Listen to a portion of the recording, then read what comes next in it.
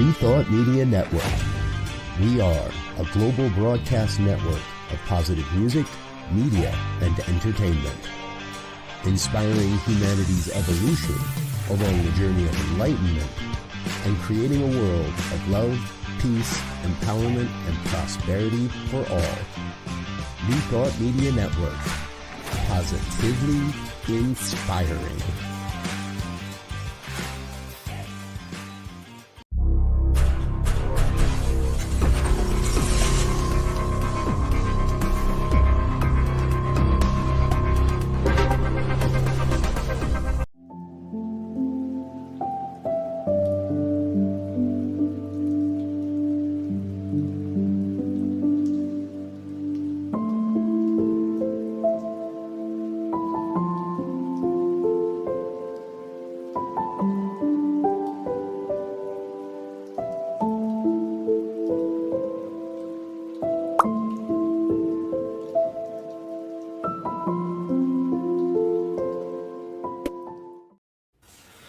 Good afternoon, at least on the eastern portion of the United States. Welcome to the Practical Prayer Podcast pre-show on New Thought Media Network. I'm Bill, that's Carol. How are you doing today? Good, how are you? Keeping on. I'm keeping on.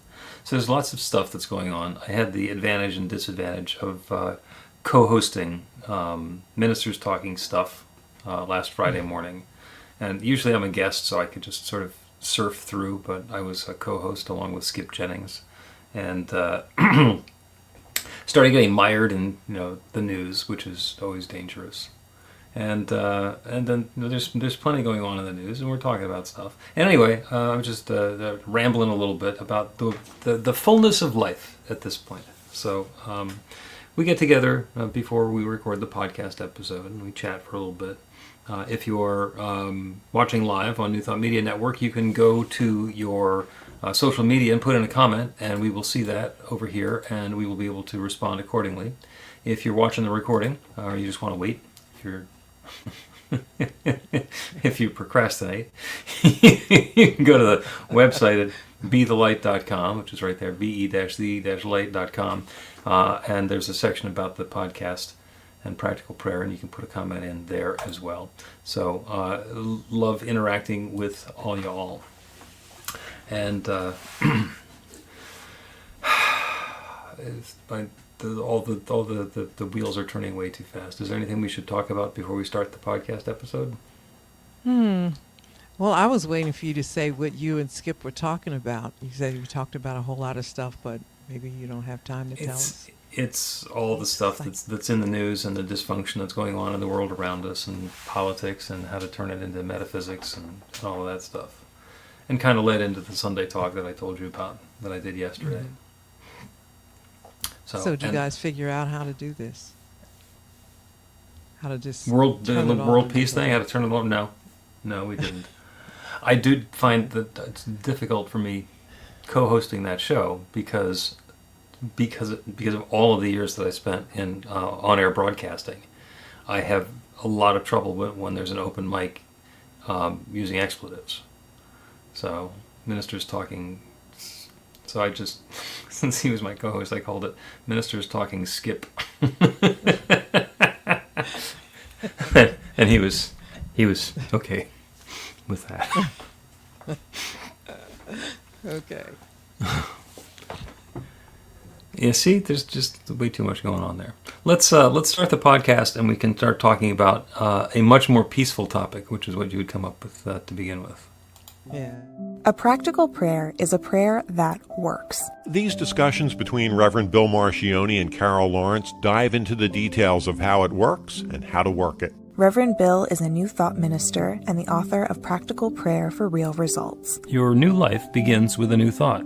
Carol Lawrence is on a spiritual quest, finding the New Thought teaching after decades on the pulpit in 3 different traditional denominations. I've got some questions. Together, they're exploring the philosophy and activities that come together from many of the world's religions to create the practical spirituality that is New Thought.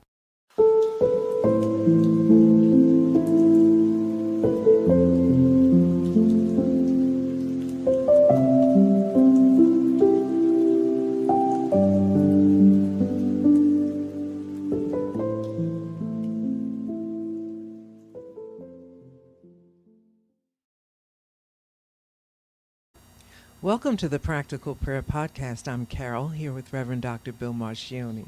It is wonderful to get together again, and I'm looking forward to our much more peaceful conversation today, because you Yes. want to talk about Buddhism. I do. I love New Thought. I really do. It's just everywhere I turn, with whatever I pick up to study, it's just such a beautiful thing.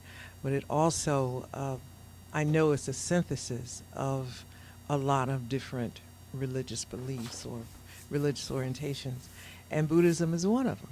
Mm-hmm. You know, and in the discussion of comparative religions, often I'm finding that Buddhism it's popular. It's not like it's, people don't know about it, but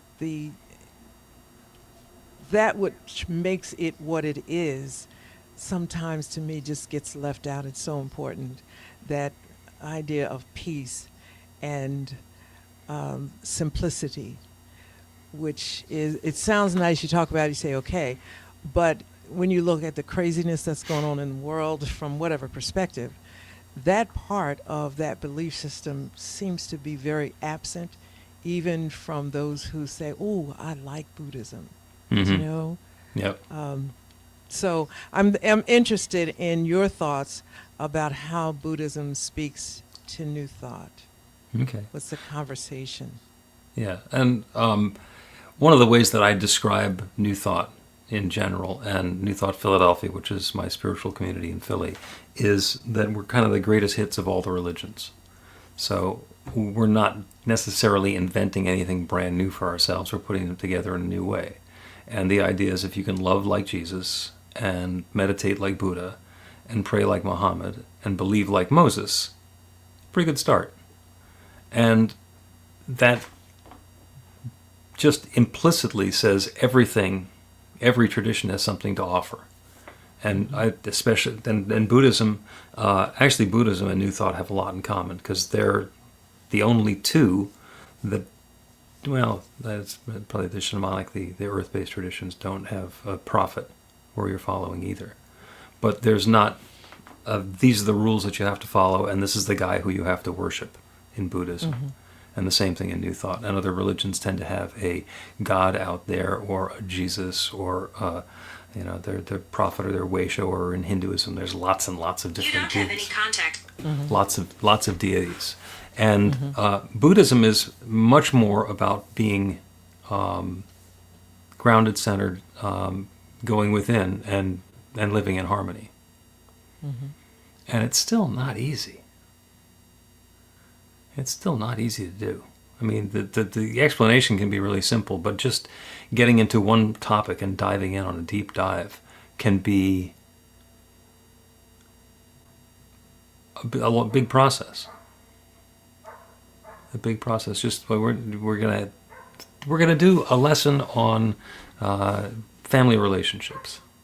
Okay, in Buddhism, and there's just so much to it, and so many different relationships, and so much nuance, and so much energy that we bring to it, and our family members bring to it, and it's threading that needle and walking that path. And how do we bring the Buddhist principles to that? The principles are simple. The practical application, you can spend a lot of time on it. I think that's true, but I also think that's true with just about any religion. I'm running them through my grid as I'm saying this, but it's true with all of them. I think the fundamentals of the faith, the belief system, or the faith system, looked at apart from the issues of the world and the external stuff, is important, to get the fundamental understanding or principles of it.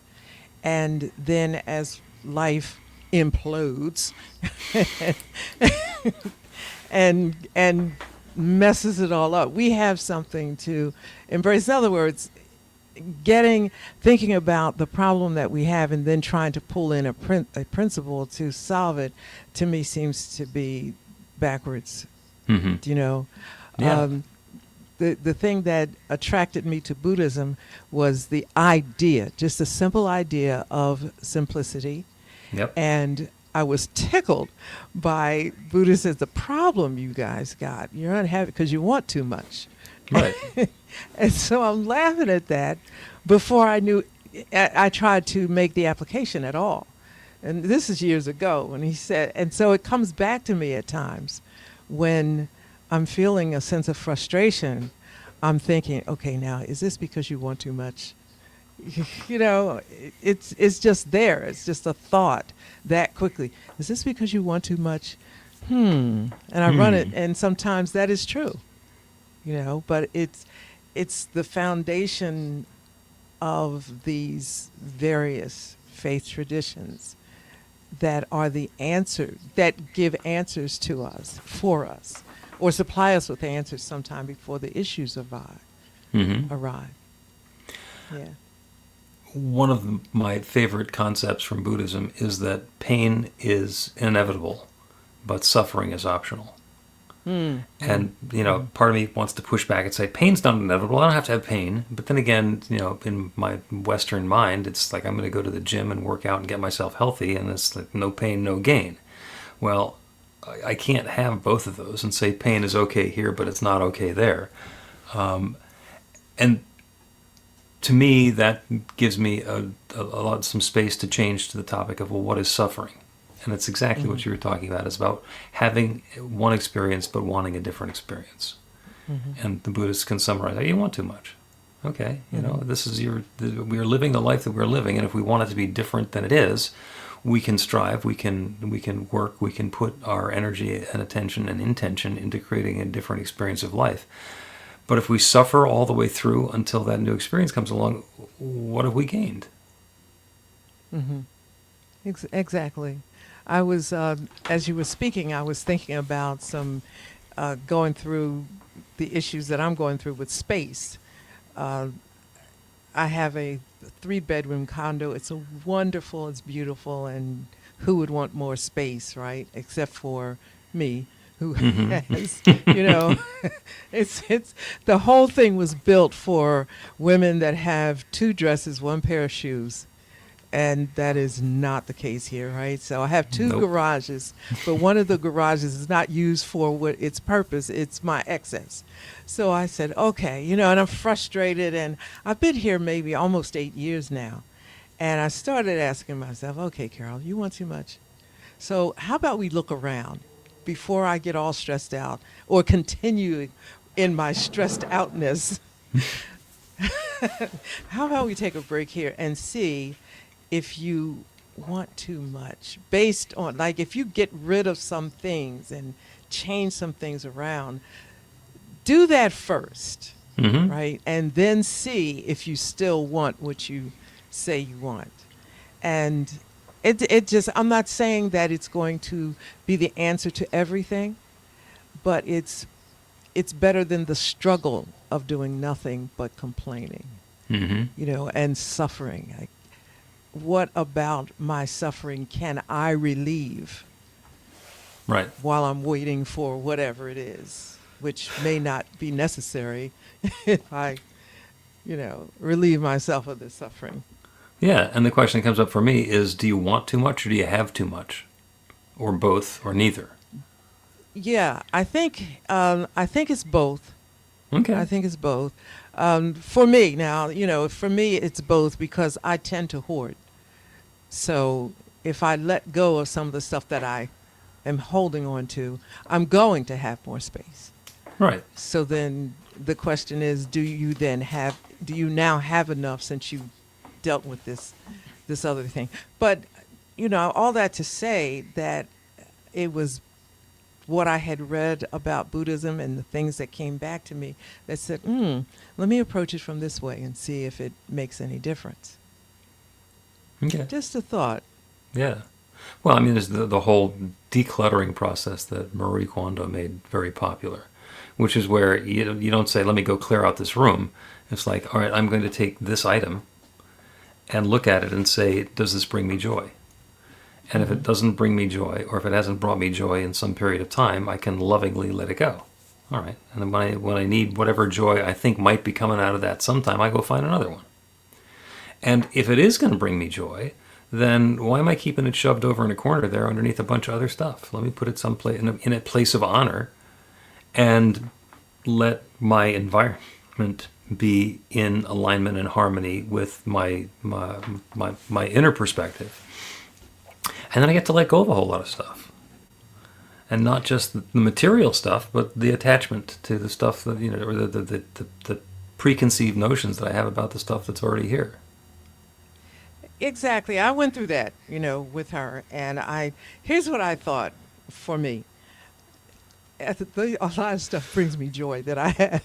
Mm-hmm. So I thought, okay, so what is the emotion that is attached to this? And most of the time it's the joy or energy I felt at the time of the purchase. Right. This was so fun. And the memory of it still brings me joy. So I said, okay, this is not the approach for me, because I've got a closet full of joy here. That's right. It's like a photo album. Yeah. So what do I actually, I don't know what the process would be, but sometimes I just look at it and say, listen, Carol, you're not happy. You are just simply not happy. So what is it that's going to make you happy? Period. I get frustrated. I can't go through and sometimes I'll take an armful of it and just take it to the thrift shop that I like the most. Mm-hmm. So I'm not just going somewhere. I'm taking it and I'm giving it to some people and, place that I like. And then I remember doing that a couple of times. And I'll get in the car and I'll feel really good, because those were joyful things to me. Now they will bring joy to somebody else. But it's a starting point. It's not like when you get in the middle of the pool, how do I swim? So, I'm looking at Buddhism, I guess, for the space of our conversation here. I think it has so much to offer in terms of, you don't have to be a Buddhist and give up your church or anything like that. I'm not saying that. Yeah. But to me, that's the beauty of comparative religions, because you get to see and experience what others have to offer. That's like the candles that you light every Sunday. Yeah, the flames of faith. The flames of faith that I said I wasn't going to bring up, but I'm bringing it up. You're bringing up the flames of faith.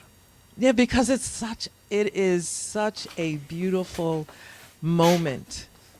I don't get to come to New Thought Philly online all the time like I did at first, but I try to get there for that part. Whatever I do, it really does something, because you're saying that I'm stopping in this moment in my life, regardless of what kind of excrement is going on in the world. I'm stopping to appreciate everybody and what they bring. And to me, that's a game changer in a lot of ways. I appreciate the beauty of God that you bring, that I would not have known had I not listened to you. Let's take a break. And after we get back from the break, we'll actually listen to the Flames of Faith. Yeah. Learn to put practical prayer to work in your life. The steps are simple to learn and let you begin to get real results to create the life of your dreams immediately. Reverend Bill Marchiony's widely acclaimed book, Practical Prayer for Real Results, gives you a clear summary of the New Thought principles behind practical prayer and the series of easy-to-understand steps found in the most effective prayers from religions and spiritual practices all over the world and throughout history. Practical prayer is not a replacement for your religion or practice. It's a technique to make the work you do in consciousness even more effective. The book includes 40 prayers on various topics that you can adapt as needed and use as your own. Practical Prayer for Real Results is available in paperback, Kindle, and audiobook on Amazon or at b-the-light.com. That's b-the-light.com. Welcome back to the Practical Prayer Podcast. I'm Carol, here with Reverend Dr. Bill Marchiony. We're talking a little bit about Buddhism and also about other religions and faith traditions. And so we're going to light the flames of faith, which is something that we do every Sunday morning at New Thought Philadelphia. And this was actually created dozens of years ago by Reverend Gene Sweet, who kind of got it in a download. And just to be a little intellectual, the flames are lit in chronological order of when these traditions began. We perform this ceremony to acknowledge that all people and all faiths come from the one power, love, intelligence, which we call spirit or God. We honor the richness that comes from our shared diversity and bless the interwoven energy of the divine feminine and masculine. We light the first candle for the Tao, honoring the universal path of harmony and equilibrium, the natural way. We light the second candle for the earth-based traditions, honoring the beliefs and practices of all indigenous people, the way of primal spirituality. We light the third candle for Hinduism, honoring the path of knowledge, action, and devotion. We light the fourth candle for Judaism, honoring the ethical path of living by sacred law. We light the fifth candle for all forms of Buddhism, honoring the Four Noble Truths and the path of compassion.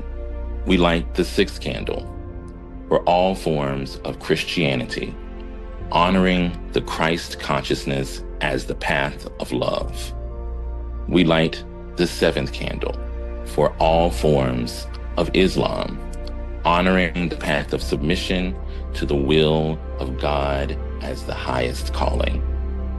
We light the eighth candle for the universalistic religion of Baha'i, honoring the path of unity and peace.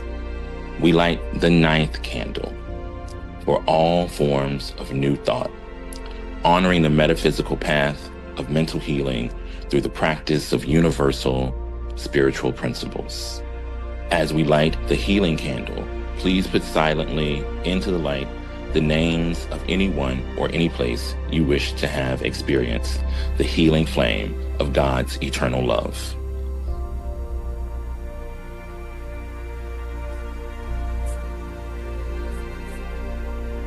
Blessed be. And that's the flames of faith. Yeah, but what a beautiful reminder of who we are and what we, or who we say we are, you know. And if you can only relate to maybe two or three, because, you know, it's a lot. People don't know all of those faiths, but to know that, oh, there's one I don't know about, let me find out about that.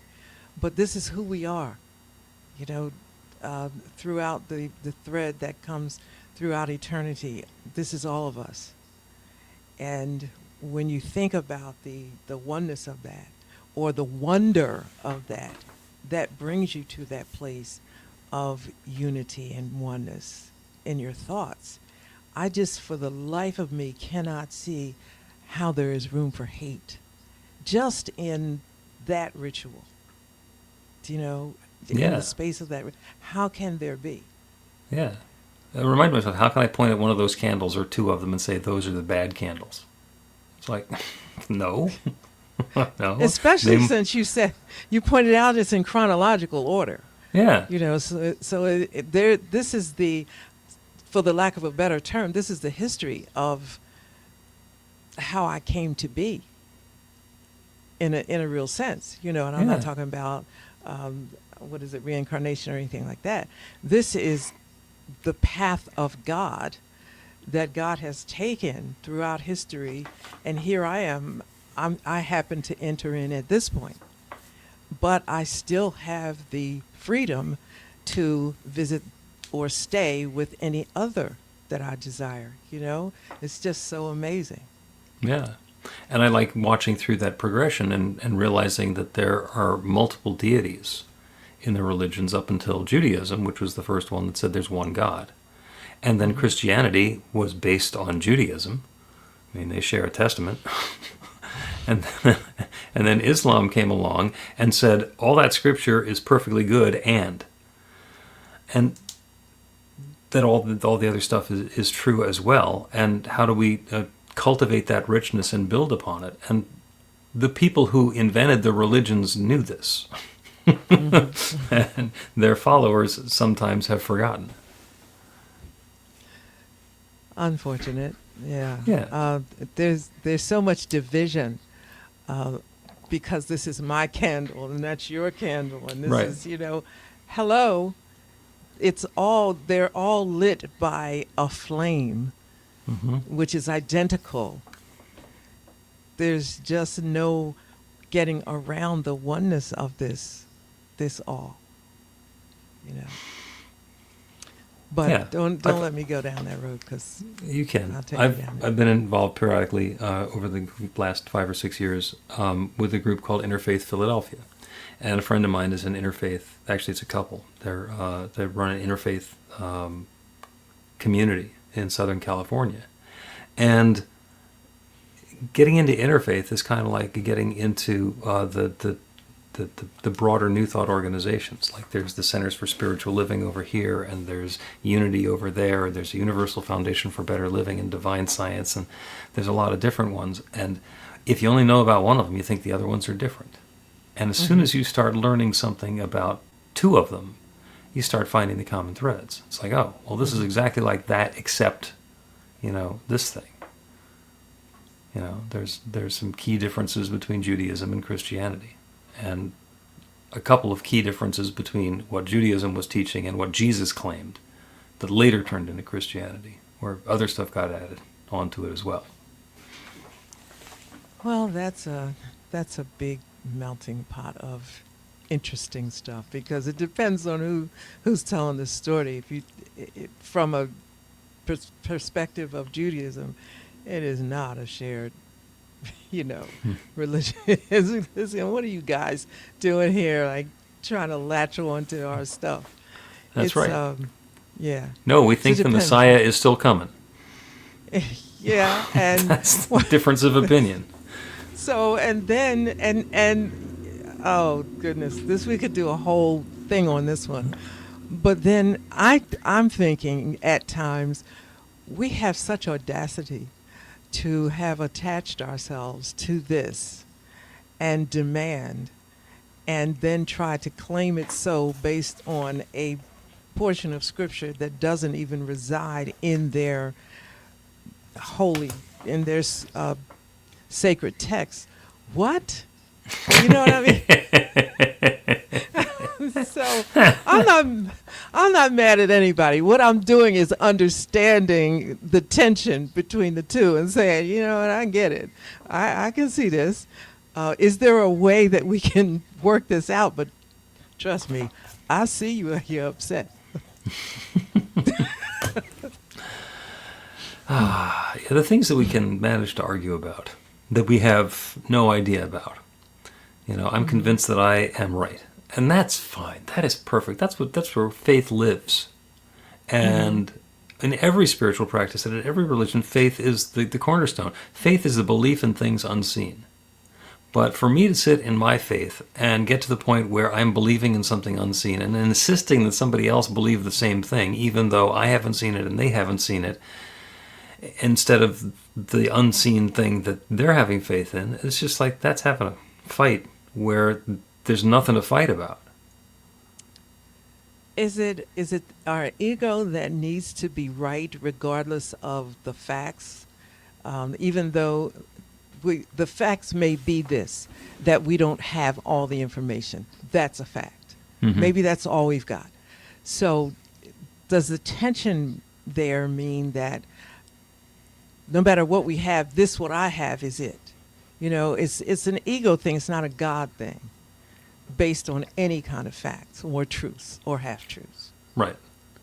And, as a couple of ministers who spent a fair amount of time preaching and ministering and pastoring to people, I will say with some self-awareness that we invite people to let us be their sounding board, their source, their avenue of truth. And it gets scary, dangerous, uncomfortable when the person who is telling us what to believe and what to do and how to live a proper life in a way that will be uplifting in their spiritual life and in the eyes of God. When we give our power to somebody else, then they might use it for some other things that will help them. Of course. Of course. But keeping sight of those things, we are all, I understand that we're spiritual beings having a human experience. I get it. But it's not losing sight of the humanity that we have become. And it is part of human nature to want to have more, to be the best, to be competitive and all of that. And how do you put a check and balance on that? And I think when you exclude other religions, other faith traditions and so forth, it becomes much easier for you to wrap this power thing around your ego, and you become the it, because it's whoever has the loudest voice, who's the most charismatic, all of that is the winner. Really? Right. Yeah. Is anybody, No, that's not so much applicable to a spiritual life as it is to like professional wrestling. It works in professional wrestling. Loud and brash and attracting a lot of attention, and it doesn't matter what's behind it because it's all about the show. But for our spiritual lives, it's not about the show. It's about what happens internally. And there is such a willingness for people to say, okay, it seems like it's going to be a lot of work for me to sort out my own morality and decide what's okay and what's not okay. So I'm going to let somebody else do that spiritual work for me and just do what they say. I'm going to job it out and then follow along. And on the one hand, it's easier.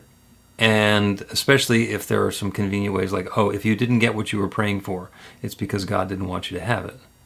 Rather than, oh, well, yeah, there's something that's going on inside of you and you need to work on it. And I can't do it for you. I can help you, but I can't do it for you. People go, no, I don't have the time or the nerve or the courage to do that. Because, if I turn over those rocks in my subconscious, who knows what I'm going to find? Just let me leave them there, and you do a prayer for me, and I'll continue doing what I've been doing and hope that you're going to get me a different result. And you've seen that. Of course. Now, I have an approach to this that is rather unconventional. I sure. I was never very popular, but it is a non-negotiable for me. We will work through this together. Yep. There's work to be done. Okay. Yep. I'm willing to work with you, but not for you. Now, that puts the onus, that puts a lot of responsibility on the leadership to take an unpopular position. Mm-hmm. Because people want you to tell them, okay, I'm not your girl. I'm not the one. And you're big on that. There's work to be done, and it's spiritual work, and it's internal work in consciousness, but it's work, and you can't job it out. It's yours. You know what I mean? It's yours, and I'm not saying it because I did it, and I'm saying it because I think it's right. And if you don't do it, you can't claim it as your own. That's why it's easy for people to move from church to church. Right. Because this person said something that I like or I didn't like. No, you don't even know what you think about it. Do that. Take a Sunday off. You don't have to go there. Take a Sunday off and think about it. But that's a big, tall order. But it's a non-negotiable with me. Yeah. So a lot of, I guess, my voice goes out to, it always seemed like a challenge, but it wasn't. It's like in a conversation of leaders, I'm inviting us to a shared relief in the leadership is showing, not doing. Right. And to change that, to change the course of that river is not necessarily an easy thing to do. In New Thought, there's a lot of the same sort of thing. Some people will jump from one spiritual community to another. The thing that happens much more often, since we've got folks who do healing prayer on behalf of other people, they do practical prayer, or spiritual mind treatment, or unity prayer, is they'll work with a practitioner for a while, and then they'll jump to a different practitioner. And what happens when they do that is they get to start the story over again. Oh, let me tell you this Yes. tale of woe, and I can tell you what it is that I want to have in my life, and then, it's like, so I've set up this plateau that I'm on, and the practitioner works with them for a while and keeps on pushing them closer and closer and closer to their edge, and it's like, okay, there's a cliff. You need to take a leap of faith now. And instead of taking the leap of faith, they go find somebody else and they start talking about their plateau again. and I understand, but there's no leap in there if you're going to dodge the work. No, it's, as you were saying, you take them. I'm saying, look, let's walk up to the edge. This is it. You see that? That's what Yep. it is over there. So now you can do it any way you want, back or forward, but this is the edge. And I don't claim all of us have a different approach to it. Some have a softer approach, but I think that when we're selfish by nature, and I'm using that word for the lack of a better another one because we don't have a lot of time forever, but we're selfish. So let's be selfish and do the best for ourselves that we can, and that's starting here. Mm-hmm. You don't really want my life. You want your life. I can tell you what happened with me, but you don't want my tears, trust me. Right. You have your own, so start with you and stay with you. It's for you. It's your benefit, and it's fun. It'll be more fun. It's no fun for you living my life. Yeah. Interesting story, because I do healing prayer sessions with people, and folks will say, "Oh, can I buy a package?" It's like, well, yeah, you can, but you better want well visits, because if you're coming to me and you have an issue and a problem and something that you want to deal with, it's poverty, it's loneliness, it's lack of a job, it's whatever it is. Don't book 3 sessions with me, because when you do that, what you're saying is you don't think the first 2 are going to work.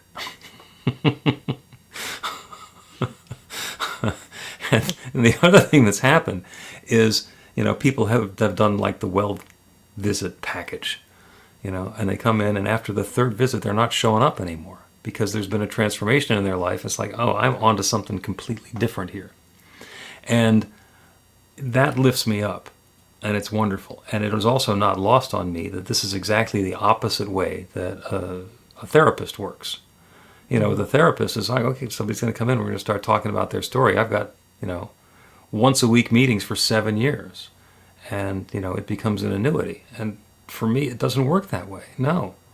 Lightning will not strike the same place twice. The same place is not there the second time. And we can get that level of transformation going. So don't start with the assumption that it's going to take a while, or that you're not going to be able to do it, or that there's going to be some struggle involved. But like you say, the transformation happens in their consciousness. It happens in their awareness and belief system, and it shows up sometimes remarkably quickly in their life. And there's some folks who I'm working with now who, every, few weeks or a month, they'll do another session. But we're not talking about the same thing again. Mm-hmm. Whatever that was, oh yeah, that diagnosis, that resolved. This treatment plan has completely worked. The doctors now have a completely different opinion of what's going on for me, and let's talk about my relationship with, my friend. I think that's so important, because that it takes a minute sometimes to work things out, but you can see the end from where you are. It doesn't have to be this way. It can be another way. So let's talk about how to get to that other way, or desired reality, as popularly called. So let's focus on that. And if you only come back 3 times, then that's good. See, let me give you a quick example. I got to be careful with this, because I want to make sure that I doubt it. Okay. So just keep it anonymous. He, she, they. Yeah, but it's a whole lot. Somebody said, "Oh, you were talking about me."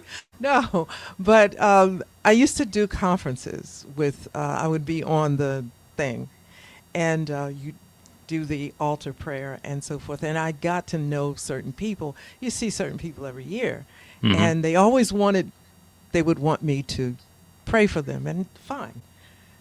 But I started noticing it was the same prayer Mm-hmm. with a couple people, and I've been thinking, wait a minute, you still worried about this? So then I started worrying about my lack of warm fuzzies because maybe it's me. I don't have enough warm fuzzies because we don't need to be talking about this is about the third year in a row. And if this person is still being crazy, you should have dropped them off last year. I mean, after the first year, I'll leave it. All right. But again, it's taking responsibility for the new life, the newness that you want. Yeah. I might have told you this story before about my late friend, Dr. J. Scott Neal, who was speaking on the platform at the big annual religious science conference at Asilomar out in Monterey, California. And he's in the big meeting hall. And he says, show of hands, how many of you are practitioners? And a whole bunch of people raise their hands. He says, how many have been praying for the same thing for 20 years? And a whole bunch of hands go. He says, stop it. It's not working. Pray for something different. That's exactly right. That's exactly right. And he was pretty prominent in the movement. And being scolded from the platform by Dr. J. Scott Neal was it was noteworthy.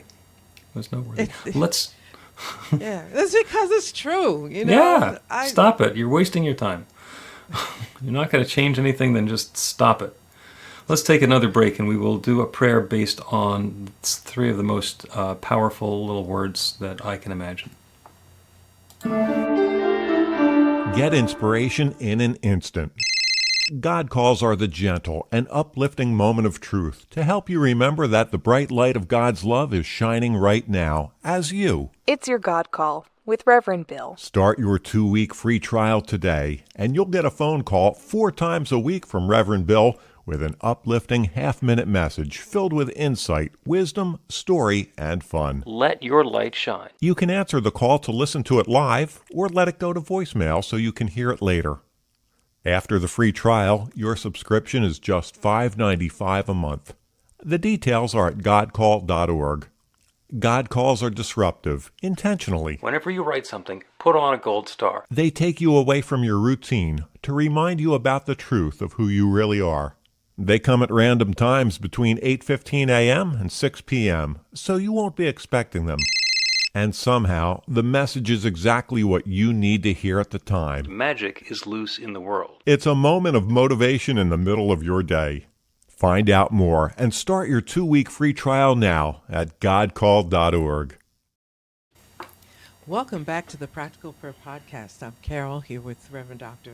Bill Marchiony. And I had promised a prayer based on 3 of the most powerful words that we can put together. And you know what they are? Surprise me. That's 2 words, but the 3 most powerful words are I don't know. And the reason that I think that those are such powerful words is because before we say I don't know, our minds think that we do know. So whatever space there is for something new to show up, a new idea, a new thought, a new experience, a new intention, a new choice, is full. There's no room at the inn. And that new idea needs to go lie in the manger until it's ready to be honored.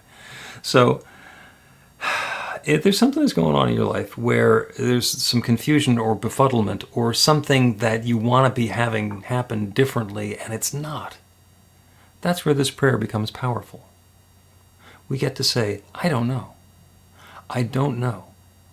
And that is not the end of the story, because I don't know means that I don't know yet. I don't know now. I haven't known up until now. But that opens up the possibility that we can know.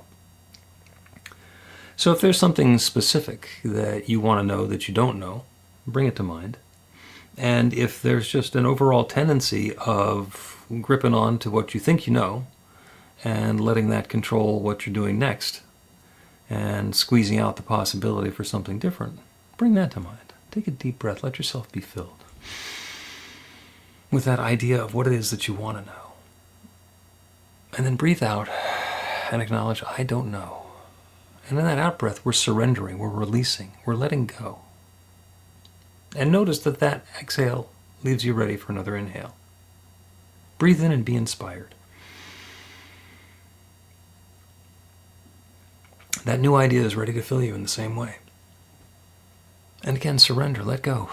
That might be the final answer. That might be a step along the way. That might be a distraction that's softening us up for something really big. Who knows? Keep breathing, whatever way is comfortable for you.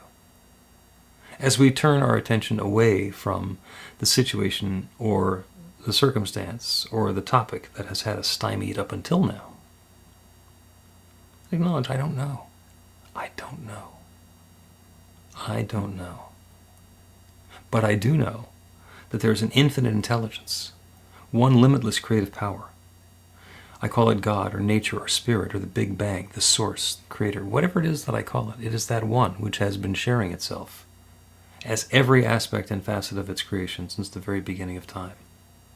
It is an infinite intelligence that knows how to create galaxies and does so with seeming effortlessness.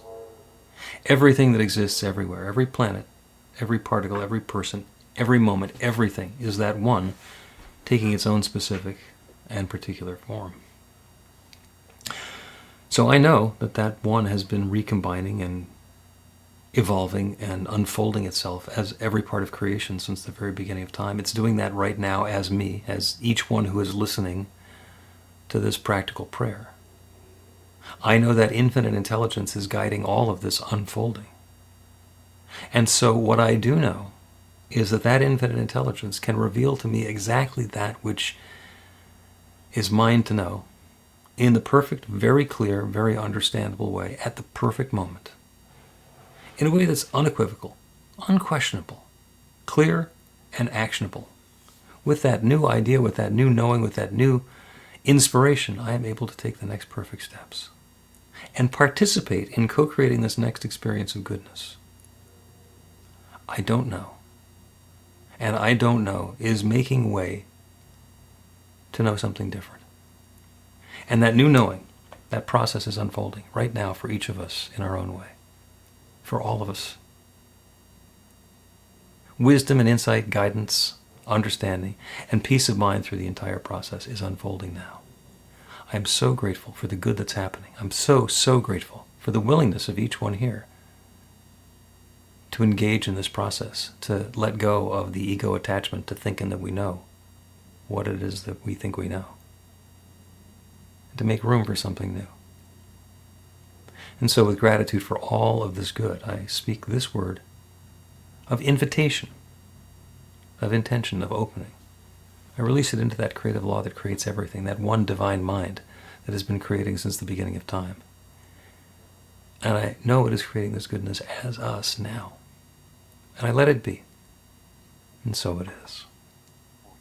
The Practical Prayer Podcast with Reverend Bill Marchiony and Carol Lawrence is a production of BeTheLight.com. be-the-light.com. Where you can find more information about practical prayer for real results. Our theme is by Music of Wisdom. You can learn about the spiritual community of New Thought Philadelphia with daily guided meditations, Weekly celebrations of spirit, and Reverend Bill's classes in practical spirituality at newthoughtphilly.org.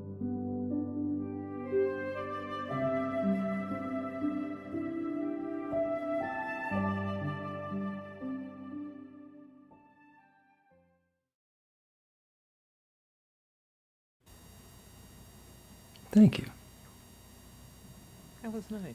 That was wonderful. Mm-hmm.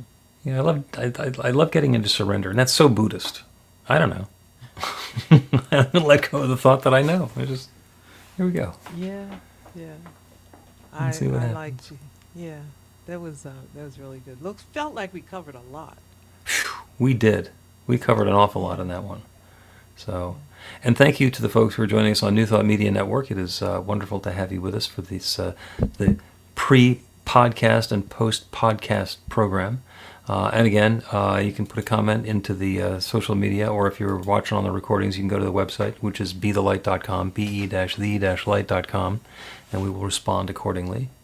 And I am in the midst of preparing for the Anton retreat, where I'm one of the co-chairs and stuff that's going on.